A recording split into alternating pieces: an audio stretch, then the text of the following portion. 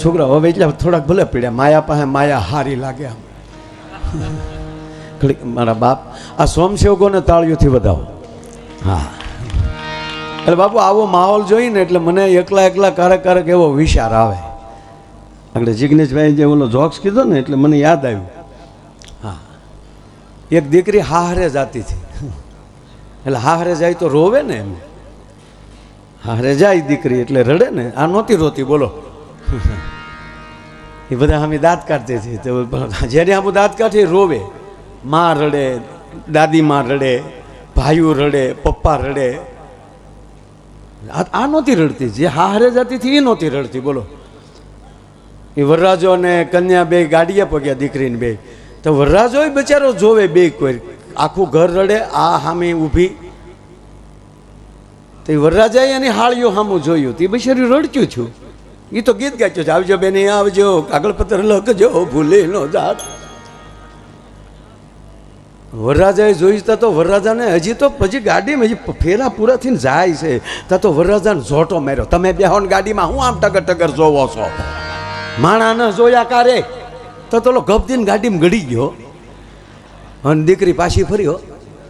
દાદીમાને મળી ગગલાવા, રોવા હું ઊભ્યો, હું હારે જાઉં છું, તમે રોવા હું બેઠ્યું છો, હું આ પહેલી વાર હારે જાઉં છું. ત્યારે ગામને ખબર પડી કે એટલે તો આ રોવે ડોહ્યું કે હવે તું રહેજે, મારી માં રહેજે. એટલે તમે હું અમને પહેલી વાર પ્રોગ્રામમાં પાડ્યા છો. કેટલી જગ્યાએ ગયા એ જરૂરી નથી, કેમ ગયા છો એ જરૂરી છે. હું તો બાપુ જ્યારે આ રાતના કાર્યક્રમ જોઉં ત્યારે એટલું જ નક્કી કરું કે વર્તમાન આપણે જ્યાં બેઠા છીએ, અહીંથી બેઠા ઘડીક વિચાર કરો. જો કે મનુભાઈ, પબ્લિકને વિચાર કરવાનો મોકો દેવાય નહીં, આના ક્યારે ફરી જાય નક્કી નહીં. આપણો વિચાર તો મારો તમારો કોઈ પણ ક્યારે વિચાર ફરી નક્કી જ નહીં. વિચાર સતત રોડ ઉપર જેમ વાહનો આવજાવ કરે છે એમ માણસના મગજમાંથી વિચારો આવજાવ કર્યા જ કરતા હોય છે. આપણે કઈ બસમાં ચડવું એ નક્કી કરવાનું રહે. ઘણા તો ગમે એ બસમાં ચડી જાય છે હડું કરતા. વિક્ટરજીને કે બેલ મારો, અમારે તો મવવા જવું હતું, આ રોડ એક હરખા થઈ ગયા, આમાં કઈ હળફૂટતી નથી. લે, રોડનો વાંક કે તારી દિશાનો વાંક છે? જગદીશભાઈ, જ્યાં સુધી દિશા માણસની ન પકડાય ત્યાં સુધી એની દશા હારી થવાની નથી. એટલે ખરેખર મને એવું વિચાર, આપણે ત્યાં બેઠા સંપર્ક કરીએ કે વર્તમાનમાં અત્યારે કોમ્પ્યુટર યુગ થઈ ગયો, બધાની મુઠ્ઠીમાં દુનિયા છે, ગૂગલ તમારી પાસે છે, એમાં સર્ચ કરો કે આજનું એરલાઇનનું બુકિંગ કેટલા માણસનું છે તો આવી જશે. તો અત્યારે આકાશમાં કેટલા ઉડે છે, એ જ રીતે અત્યારે ટ્રેનમાં કેટલા હેન્ડલ પકડીને કોણી માઇનમાં. એક ભાઈ હમણાં હેન્ડલ પકડીને ઊભા થયા, એક બીજો બેભાનથી પડી ગયો. તો એને એમ થયું કે આને એટેક આવી ગયો લાગે ચાલુ પ્રોગ્રામે. દવાખાને લઈ ગયા, પછી ખબર પડી ગોલાને બગલ ઊંઘી ગયો, બીજું કાંઈ નથી. એ નાયો નહોતો 20 દી થાય. એમ બિચારા કંઈક નહીં ઊભા હોય, નહીં એવા પાડોશી એને મળ્યા હોય.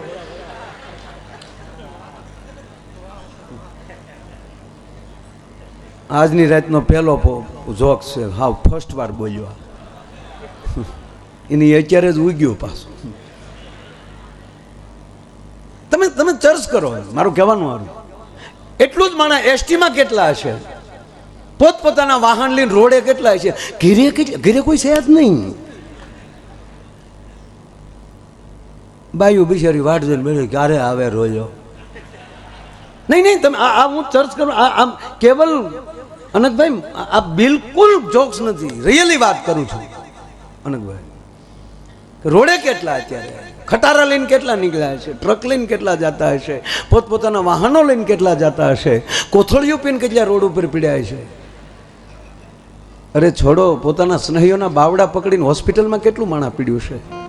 એને બદલે સદગુરુનો પાડ મારો અને સોનબાઈ માની કૃપા ગણો કે આપણે ક્યાંય નથી આજે એના કાર્યક્રમમાં રાતે બેઠા છીએ. અને ભગવાનને પ્રાર્થના કરીએ કે કોઈ આજની રાતમાં દુઃખી ન થાય. એમાં હોનલ કોઈની માથે પીડા હોય એના ભાંગીને ભૂકા કરે.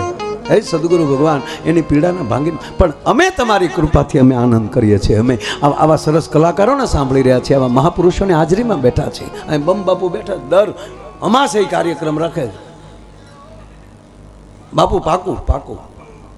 અને બાપુ મને ખરેખર થાય કે 5-7 જ વર્ષ છે, જેને નકારાત્મકતા કરવી એ કરી લેજો, ન સ્વીકારે એનો મુબારક. બાકી આ મહાપુરુષો એટલી કથાઓ કરે છે, આવા મહાપુરુષો એટલા ભજન કરે છે. અરે કોઈના લગ્નમાં બાપુ આપણે ગયા હોય તો કદાચ આપણે ફટાકા મારતા હોય, પણ આ દેશનો બ્રાહ્મણ 2 ચમચી ઘી ચોરીમાં હોમે છે, એ ક્યાં જાય? એ ચોરીના યજ્ઞથી લઈ અને મહારુદ્રો સુધી, અતિરુદ્રો સુધી, સહસ્ત્ર ચંડી સુધી, અને કરોડો માણસોએ સાહેબ આ કથાઓમાં ભોજન કર્યા.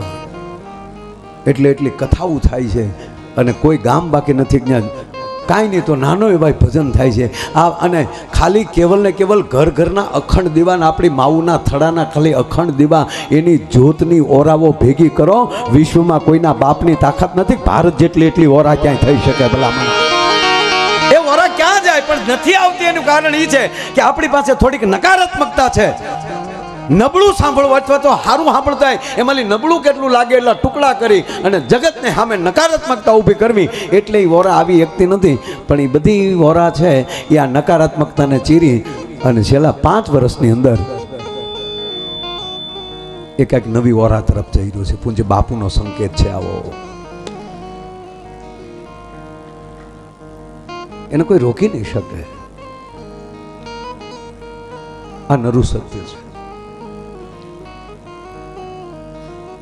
નાની એવી વાત કહી. ગઈકાલે જ બોલ્યો હું કે મહાપુરુષોને મહાપુરુષ શું કામ કહેવાય છે? એમાં હકારાત્મકતા છે, એમાં નકારાત્મકતા નથી.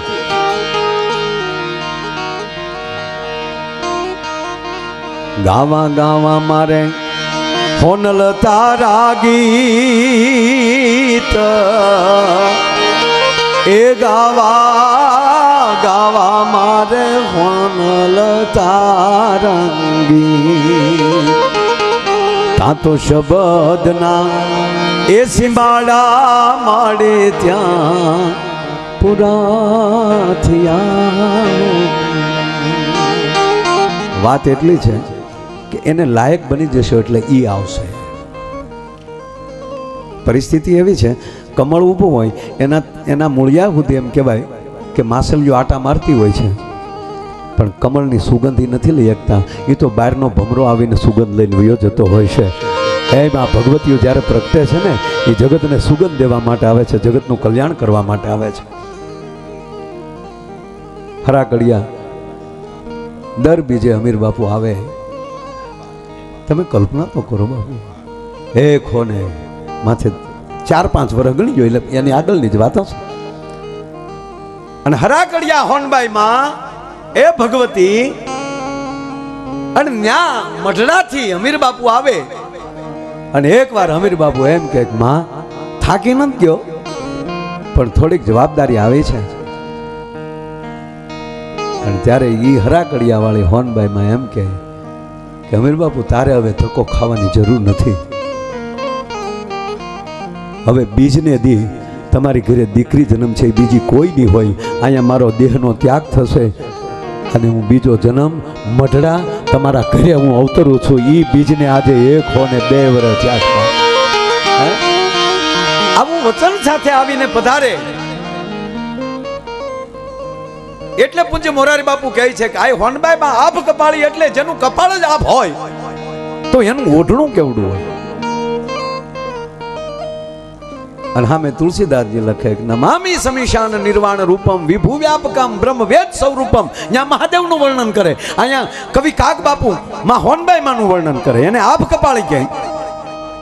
નિજમ નિર્ગુણમ નિર્વિકલ્પમ નિરેહમ સિદાકાશ માકાશ વાસમ ભજેમ. હે મહાદેવ, આકાશ તો તારું ઓઢણું છે, તો તું કેવડો હોઈશ. અહીંયા ભગત બાપુ એમ કહે કે હે માં હોનબાઈ, તારું કપાળ જ આભ છે.